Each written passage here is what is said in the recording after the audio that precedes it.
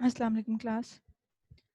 आज की क्लास में हम डिस्कस करेंगे सर्विस ओरिएंटेड आर्किटेक्चर।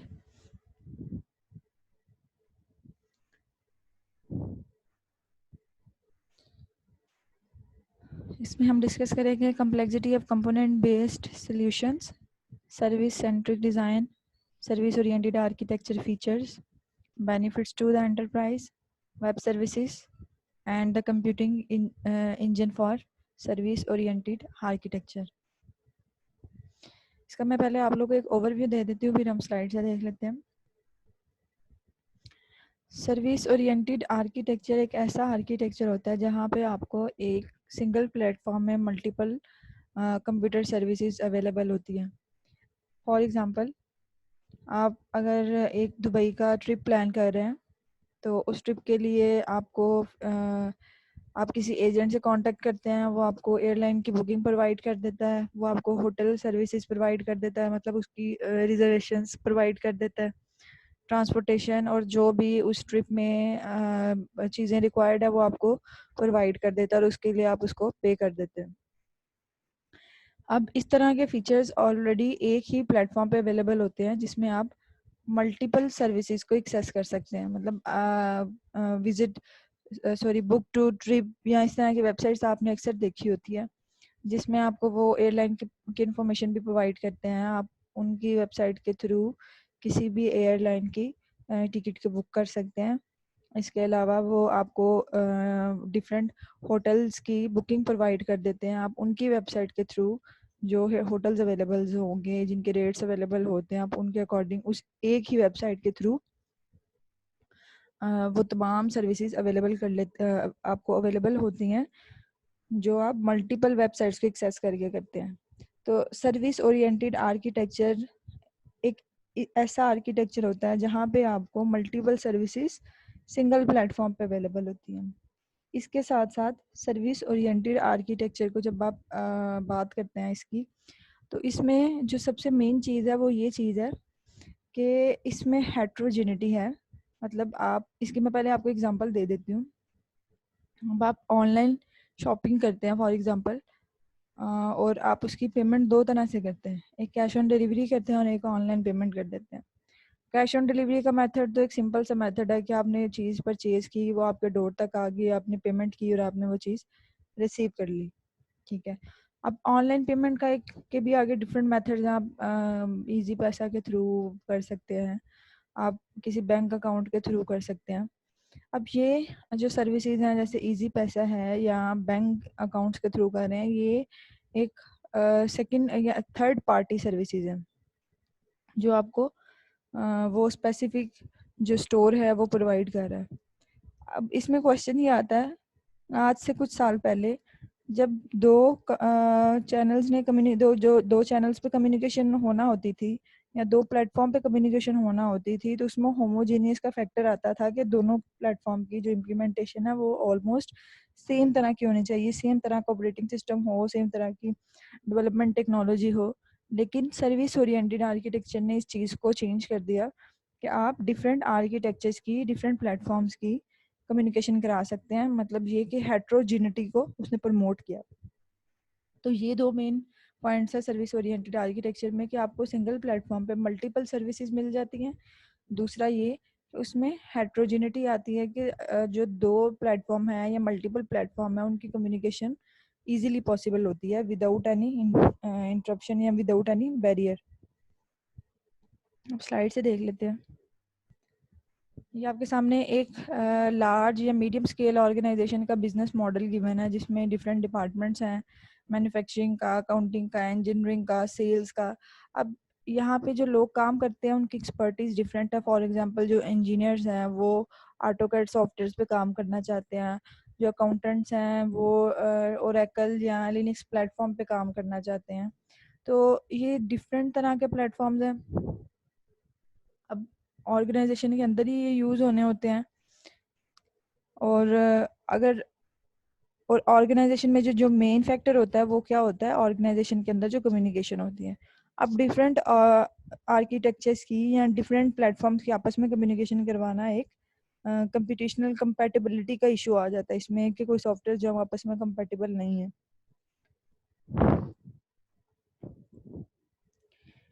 ये आपके सामने प्री SOA सिनेरियो गिवन है सर्विस ओरिएंटेड आर्किटेक्चर का, जिसमें एक बैंक की सर्विस है क्रेडिट कार्ड, उसको शो करवाया गया है। उसको जब आप कम्युनिकेशन कराते हैं तो वो कम्युनिकेशन कितना मेस क्रिएट करती है अगर आपने उसको सर्विस ओरिएंटेड आर्किटेक्चर बेस नहीं रखा। ये चीज़ समझ नहीं आती डाटा किस लेवल से किस लेवल पे आ रहा है, किस किस डिपार्टमेंट में कम्युनिकेशन हो रहा है, कहाँ पे कम्युनिकेशन चैनल बन रहे हैं और कम्युनिकेशन किस तरह की है। ये प्लेटफॉर्म लॉक इन की सिचुएशन आ जाती है अगर आप इसको विदाउट सर्विस ओरिएंटेड आर्किटेक्चर के अकॉर्डिंग जो है इम्प्लीमेंट करते हैं।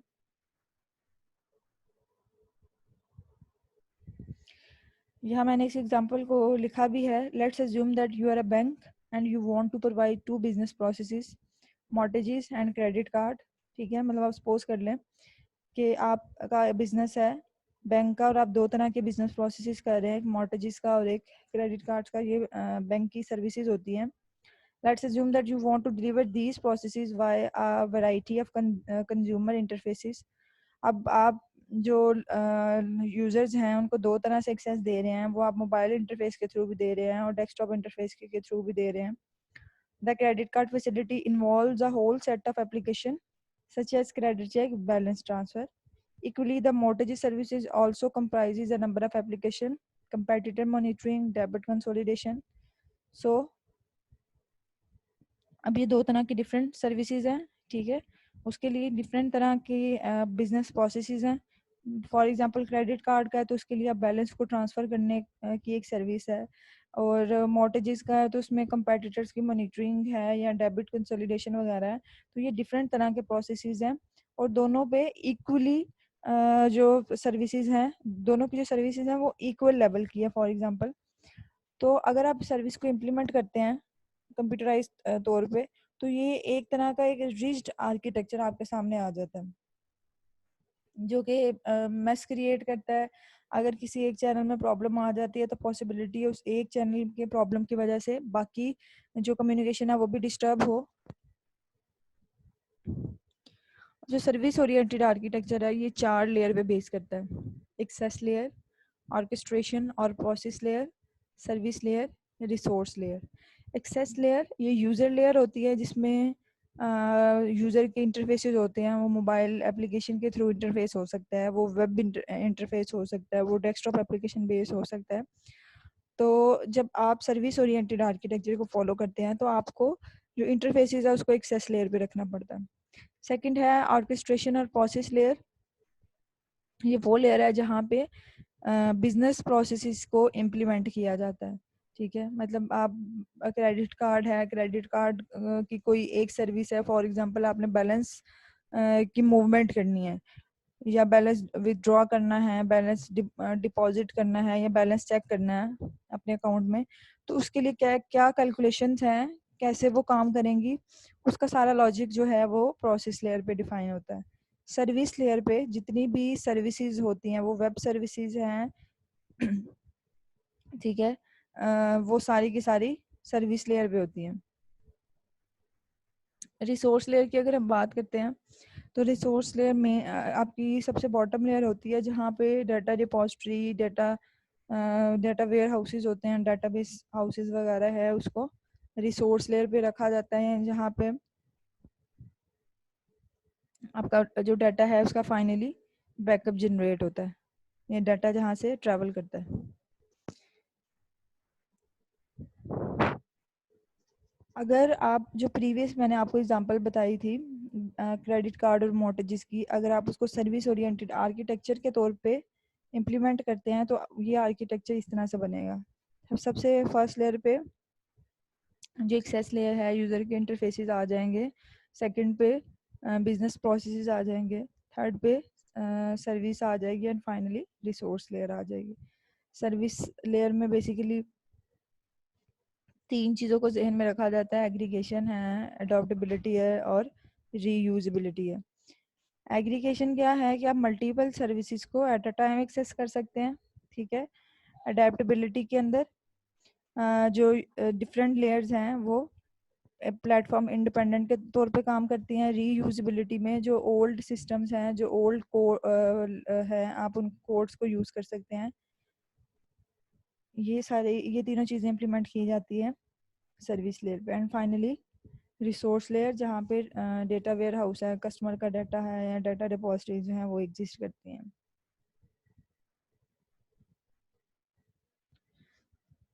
सर्विस ओरिएंटेड आर्किटेक्चर की कैरेक्टरिस्टिक्स क्या क्या हैं? Number 1, discoverable platform independent services.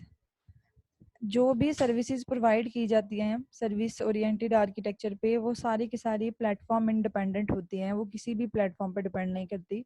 आप उस सर्विस को किसी भी प्लेटफॉर्म में एक्सेस कर सकते हैं। फॉर एग्जांपल, अब आपको आइडिया होगा कि जब व्हाट्सएप न्यूली इंट्रोड्यूस हुई थी, तो व्हाट्सएप एक मोबाइल एप्लीकेशन के तौर पे इंट्रोड्यूस हुई थी। बाद में फिर उसका डेस्कटॉप वर्जन भी आ गया कि अब आप उसको डेस्कटॉप एप्लीकेशन के थ्रू भी कर सकते हैं और मोबाइल एप्लीकेशन के थ्रू भी कर सकते हैं। इस चीज़ को प्लेटफॉर्म इंडिपेंडेंसी कहते हैं कि हर एप्लीकेशन जो है वो अब हाइब्रिड प्लेटफॉर्म जो है वो प्रोवाइड कर रही है, वो मल्टीपल काइंड ऑफ प्लेटफॉर्म से उसकी एक्सेस पॉसिबल है। सेकंड है interfaces enabling communication with unknown partners. आप जब कम्युनिकेशन करते हैं, दो एप्लीकेशंस आपस में कम्युनिकेशन करते हैं, तो उन एप्लीकेशंस को एक दूसरे की इम्प्लीमेंटेशन के बारे में बिल्कुल आइडिया नहीं होता। कि फॉर एग्जांपल, जैसे मैंने आपको एग्जांपल दी थी, आप ऑनलाइन शॉपिंग करते हैं, उनकी जो पेमेंट का मेथड है उन्होंने फॉर एग्जांपल फिक्स किया है कि आप एचबीएल के थ्रू करें या किसी भी बैंक के थ्रू करें। अब उस बैंक का जो सिस्टम है, जो उस बैंक का आर्किटेक्चर है, उसके बारे में और उसकी इम्प्लीमेंटेशन के बारे में जो ऑनलाइन शॉपिंग है उनको बिल्कुल नहीं पता और उनको इस चीज़ की ज़रूरत भी नहीं है। तो इसलिए ये कहा जाता है, ये सर्विस ओरिएंटेड आर्किटेक्चर की ब्यूटी भी है कि आप जो एप्लीकेशन हैं उनकी एक दूसरे से कम्युनिकेशन करवाते हैं without having any knowledge about that platform. Second, उसके बाद है जी third one, service invocation execution and communication has to adhere to open standards. जितनी भी सर्विसेज हैं उनकी जो एक्सेस है वो ओपन स्टैंडर्ड्स के बेस पे है। सर्विस इन्वोकेशन का मैं आपको बता देती हूँ कि सर्विस इन्वोकेशन क्या है। आप लोग जब ऊप के कॉन्सेप्ट अगर आप लोग को याद हो, तो उसमें आप लोग एक ऑब्जेक्ट क्रिएट करते थे और उस ऑब्जेक्ट के थ्रू क्लास को एक्सेस कर लेते थे। इसी तरह सर्विस ओरिएंटेड आर्किटेक्चर में भी डिफरेंट सर्विसेज हैं जो रिमोटली सर्वर्स पे इम्प्लीमेंट की गई हैं। आपको उनकी एक्सेस उनके ऑब्जेक्ट के तौर पे दे दी जाती है कि आपको ऑब्जेक्ट दे दिया जाता है, आप ऑब्जेक्ट से कॉल करते हो और वो रिमोटली जो क्लास है उसको एक्सेस करके सर्विसेज को अवेल कर लेते हैं। तो जो सर्विस ओरिएंटेड आर्किटेक्चर है वो बेसिकली इन्हीं तीन चीज़ों पे बेस करता है: सर्विसेज, कम्युनिकेशंस एंड स्टैंडर्ड्स। ये एनाटॉमी है सर्विसेज की, आपके सामने गिवन है। इसमें जो रेड शेप है वो सर्विस इंटरफेसेस को शो कर रही है और जो येलो है वो सर्विस इम्प्लीमेंटेशन को शो कर रही है। पहले मैं वन बाय वन तीनों को एक्सप्लेन कर देती हूँ। न्यू सर्विस, फॉर एग्जांपल आपने अपने सिस्टम में कोई न्यू सर्विस इंस्टॉल की है, ये वो सर्विस है। लेगेसी सर्विस, कि आपके सिस्टम में कोई ओल्ड सर्विसेज अवेलेबल थी, आपने उसको अपडेट करके उसकी अपडेशन की एक्सेस एक न्यू सर्विस के तौर पे दी है।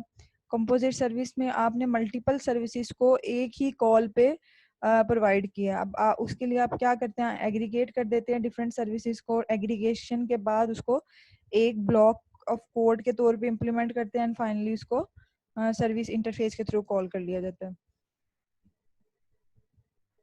अब ये दो साइड्स हैं, एक सर्विस कंज्यूमर साइड है और एक सर्विस प्रोवाइडर साइड है। सर्विस कंज्यूमर साइड पे इंटरफेस प्रॉक्सी अवेलेबल होती है। इंटरफेस प्रॉक्सी क्या है, जिसके थ्रू आप ऑब्जेक्ट्स को कॉल करते हैं।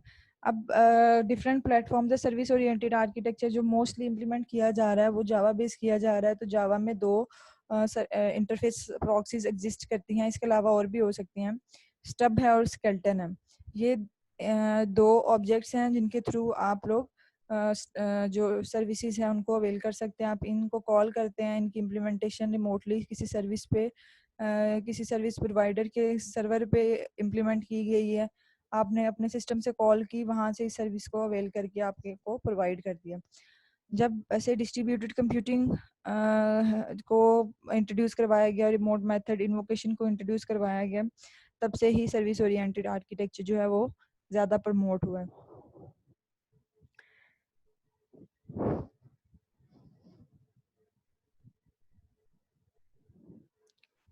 सर्विस की कम्युनिकेशन जो है वो communication normally with message communication होती है, लेकिन इसके लिए जिस जिस प्लेटफॉर्म के साथ आप कम्युनिकेट कर रहे हैं आपको उसके के बारे में नॉलेज होना ज़रूरी नहीं है, ज़रूरत भी नहीं है।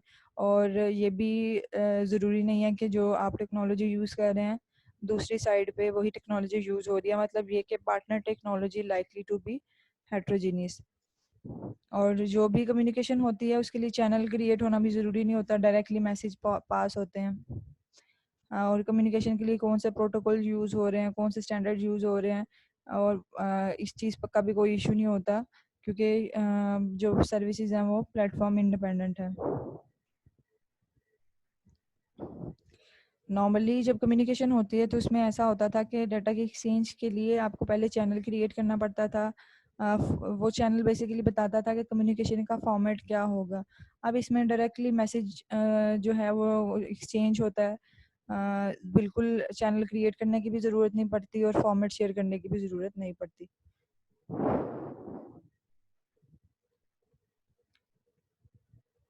सर्विस ओरिएंटेड आर्किटेक्चर जो है वो डिफरेंट स्टैंडर्ड्स पे बेस करते हैं।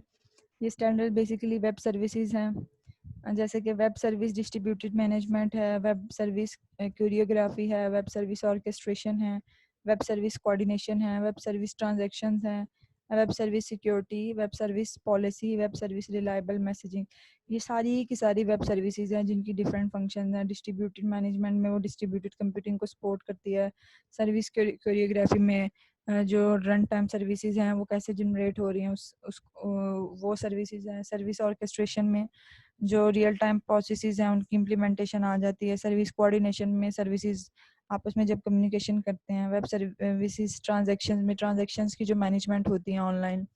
मतलब ये है कि ये वही काम है कि आपको सारी सर्विसेज ऑलरेडी इम्प्लीमेंटेड मिल जाती हैं। आपने जस्ट क्या करना है, उस सर्विस ओरिएंटेड आर्किटेक्चर को इनेबल करना है। आपको इन सर्विसेज के लिए ऑब्जेक्ट्स मिल जाते हैं। आप अपने सिस्टम्स में उन ऑब्जेक्ट्स को कॉल करें और इनकी जो इम्प्लीमेंटेशन रिमोटली सर्वर्स पे या मेन फ्रेम्स पे एग्जिस्ट करती है आप उसको अवेल कर सकते हैं। ये जो सर्विसेज हैं ये डिफरेंट वेब सर्विसेज के प्रोटोकॉल पे बेस करते हैं। उनमें से सोप एक प्रोटोकॉल है, WSDL है, UDDI है, और नॉर्मली ये .NET और J2EE इन प्लेटफॉर्म्स बेस्ड होते हैं। और इनकी जो कम्युनिकेशन है इनको आप इम्प्लीमेंट कर सकते हैं। वो TPM main frame legacy systems पे भी कर सकते हैं, एप्लीकेशन बेस हो सकते हैं, डेटाबेस बेस हो सकते हैं, business to business partner base भी हो सकते हैं।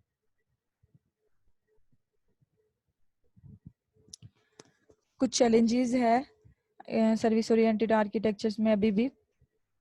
उसमें गवर्नेंस का सबसे पहला जो चैलेंज है, सर्विस कॉन्ट्रैक्ट्स के इश्यूज आते हैं कि जो जो स्टैंडर्ड्स बताए गए हैं सर्विसेज को सब वेब सर्विसेज को यूज़ करने के लिए या सर्विस ओरिएंटेड आर्किटेक्चर को यूज़ करने के लिए, तो ऑर्गेनाइजेशंस को वो इन्फोर्स किया जाता है कि वो उन जो चैलेंजेस हैं उनको ज़रूर इम्प्लीमेंट करें। वो चैलेंजेस नॉर्मली दो तरह के हैं, एक फंक्शनल रिक्वायरमेंट के लिए, नॉन फंक्शनल रिक्वायरमेंट के लिए। फंक्शन रिक्वायरमेंट्स में ऑपरेशंस, इन्वोकेशंस एंड ट्रिगर्स आ जाते हैं। ऑपरेशंस मतलब आप किसी भी सर्विस के लिए जो फंक्शन का कोड लिखते हैं उनकी उसकी रिलायबिलिटी। इन्वोकेशंस फंक्शंस की कॉलिंग, ट्रिगर्स जो इवेंट्स होते हैं कोड के अंदर उसकी इम्प्लीमेंटेशन। तो इन फंक्शनल रिक्वायरमेंट इन तीनों की रिलायबिलिटी पे बेस करते हैं। नॉन फंक्शनल रिक्वायरमेंट में सिक्योरिटी, ट्रांजैक्शन और रिस्पॉन्सिवनेस के जो सिस्टम है वो सिक्योर हो, ट्रांजैक्शन जो है वो इजी टू हैंडल हो। रिस्पॉन्सिवनेस में जो यूज़र को के लिए रिस्पॉन्स टाइम है वो मिनिमम हो। तो ये एक चैलेंज होता है सर्विस ओरिएंटेड आर्किटेक्चर को इनेबल करने का। अगर आपके सिस्टम ये नहीं प्रोवाइड करते तो सर्विस ओरिएंटेड आर्किटेक्चर उस तरह से काम नहीं कर पाता जिस तरह से सर्विस ओरिएंटेड आर्किटेक्चर को इंट्रोड्यूस करवाया गया। देन है ऑटोमेटिक और सेमी सर्विस एग्रीगेशन।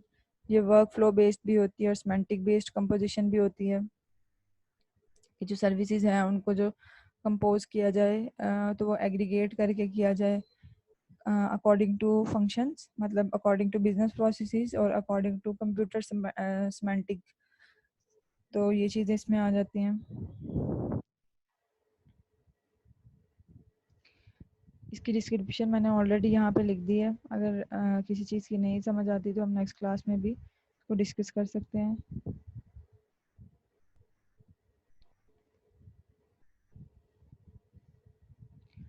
उसके बाद जो एक चैलेंज है, integrating non IT processes in execution work flow.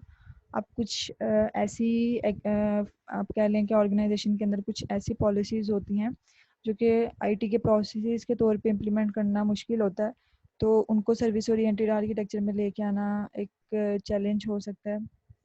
Just like आप कम्युनिकेशन करते हैं, आपने ऑनलाइन शॉपिंग की है, तो कस्टमर जो है वो प्रोडक्ट के जस्ट इमेज देखते हैं, वो प्रोडक्ट की क्वालिटी को उस प्लेटफॉर्म के तौर पे जज नहीं कर सकते।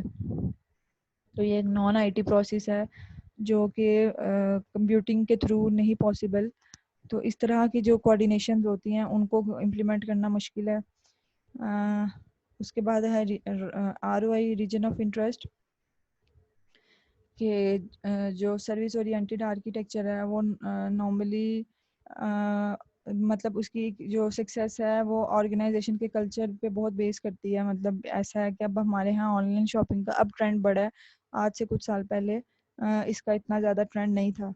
तो ये एक कॉस्ट इफेक्टिव डेवलपमेंट तो है, लेकिन ऑर्गेनाइज जो कल्चर हमारा है उसके अकॉर्डिंग जितना सक्सेसफुल नहीं रहता। मतलब ये वही बात है कि आपको ज़रूरत एक नॉर्मल सिस्टम की है और आप अपने ऑर्गेनाइजेशन के अंदर एक डिस्ट्रीब्यूटेड कंप्यूटिंग सिस्टम लगा लें या एक बहुत बड़ी टेक्नोलॉजी लगा लें जिसकी ज़रूरत नहीं है या जिसका कल्चर नहीं है, लोगों को वो यूज़ नहीं करना आता, तो वो आपको चीज़ फ़ायदा देने के बजाय उल्टा नुकसान देगी।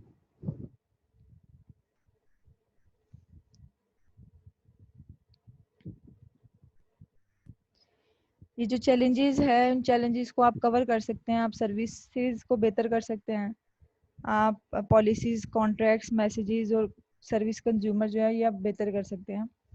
कैसे बेहतर कर सकते हैं, मैं आपको इनको एक्सप्लेन कर देती हूँ। सर्विस बेसिकली क्या होती है कि आप यूज़र की एक डिमांड थी, वो आपने इम्प्लीमेंट करके दे दी, वो एक सर्विस है, वो कॉन्ट्रैक्ट का पार्ट है। सर्विस कंज्यूमर जो है वो उस कॉन्ट्रैक्ट को अंडरस्टैंड करता है, वो अपनी रिक्वायरमेंट बताता है और जो ऑर्गेनाइजेशन होती हैं वो उसको इम्प्लीमेंट करके दे देती हैं। कॉन्ट्रैक्ट के अंदर सारा कुछ लिखा होता है, मैसेजेस मतलब कम्युनिकेशंस कैसे होगी, सेंडर साइड पे, रिसीवर साइड पे, ये सारी चीज़ें कॉन्ट्रैक्ट में अवेलेबल होती है।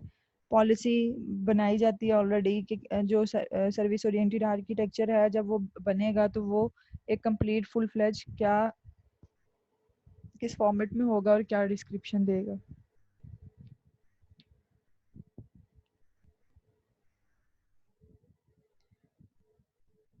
इनकी डेफिनेशन मैंने ऐड कर दी है, मैं एक दफ़ा बता भी देती हूँ। The central pillar of service oriented architecture is the service. Service is basically a facility supplying some public demand. A service should provide a high cohesion and distinct function. Service should be coarse-grained piece of logic. A service should implement at least all the functionality promised by contract it exposes. One of the characteristics of service is service autonomy. Autonomy means the service should be self-sufficient at least to some extent and manifest self-healing properties. Services main चीज़ है service oriented architecture के अंदर, और इसमें जो main characteristics है वो ये है कि आपकी सर्विस डिस्टिंक्ट हो। अगर सेम सर्विस ऑलरेडी कोई और आर्किटेक्चर प्रोवाइड कर रहा है तो ऑब्वियसली आपके उन सर्विस ओरिएंटेड आर्किटेक्चर में कंपटीशन जो है वो बढ़ जाता है, तो उस बेस पे उस सर्विस को मज़ीद इम्प्रूव करने की ज़रूरत आती है।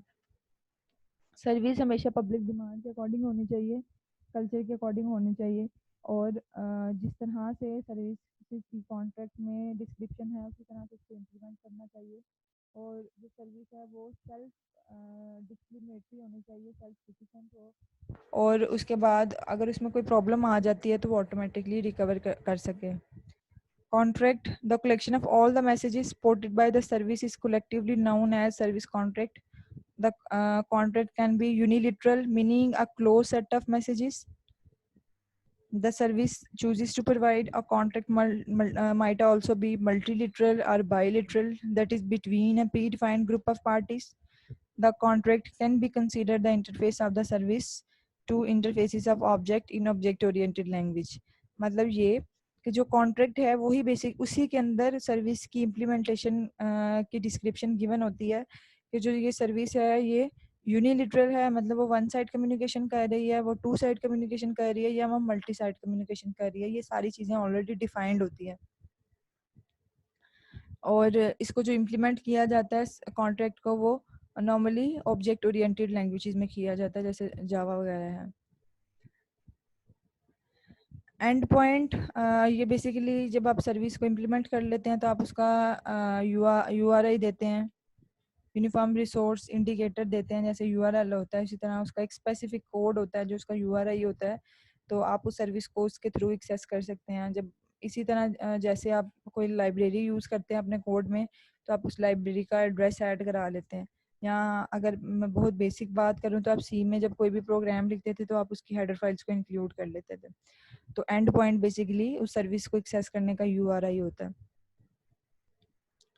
मैसेज बेसिकली जो कम्युनिकेशन होगी सर्विस ओरिएंटेड आर्किटेक्चर में, वो किसी भी फॉर्म में हो सकती है, किसी भी शेप में हो सकती है, और उसको किसी भी प्रोटोकॉल के थ्रू एक्सेस किया जाता है। नॉर्मली एक प्रोटोकॉल है सर्विस ओरिएंटेड आर्किटेक्चर का, सोप, उसके थ्रू किया जाता है। और इसको जो इम्प्लीमेंट किया जाता है वो रेस्टफुल एपीआई है, उसके थ्रू इम्प्लीमेंट किया जाता है। पॉलिसी स्टैंडर्ड्स होते हैं जो किसी भी आर्किटेक्चर को डिज़ाइन करने के लिए फॉलो किए जाते हैं, जो ऑथेंटिकेटेड बॉडी ने प्रपोज किए हों, सिर्फ उन्हीं आर्किटेक्चर को यूज़ किया जाता है। सर्विस ओरिएंटेड आर्किटेक्चर के सबसे पहला benefit, well defined interfaces, make changes without affecting clients, adaptable to changing business needs. इसके इंटरफेसेस बहुत ज़्यादा मैच्योर होते हैं, उसके बैकएंड पे जो भी चेंजेस किए जा रहे हों कस्टमर उसको एक्सेस इजीली करता है, उसमें कोई डिस्टर्बेंस नहीं आती। बैकएंड पे जो भी चेंजेस आते हैं उसका फ्रंट एंड पे कोई इफेक्ट नहीं पता चलता कि बैकएंड पे कोई चेंजेस हो रहे हैं। फास्टर टाइम टू मार्केट, चूँकि अब जो सर्विस ओरिएंटेड आर्किटेक्चर है वो प्रीवियस और लेगेसी सिस्टम्स के कोड्स को यूज़ कर लेता है, तो रीयूजेबिलिटी की वजह से ये मार्केट में जल्दी डिप्लॉय हो जाता है, इसको इम्प्लीमेंट करने में बहुत ज़्यादा टाइम नहीं लगता। बिजनेस एंड प्रोसेस ड्रिवन, जो भी न्यू बिजनेसेस आ रहे हैं ये उसके अकॉर्डिंग है, बिल्कुल न्यू एंटरप्राइज को ये सपोर्ट करता है। Great reason of interest, leverage existing IT assets, मतलब ये कि जो भी पुराने सिस्टम्स हैं आप उन्हीं को अपडेट करके सर्विस ओरिएंटेड आर्किटेक्चर बना रहे हैं, तो कॉस्ट इफेक्टिव ही आ रहे हैं।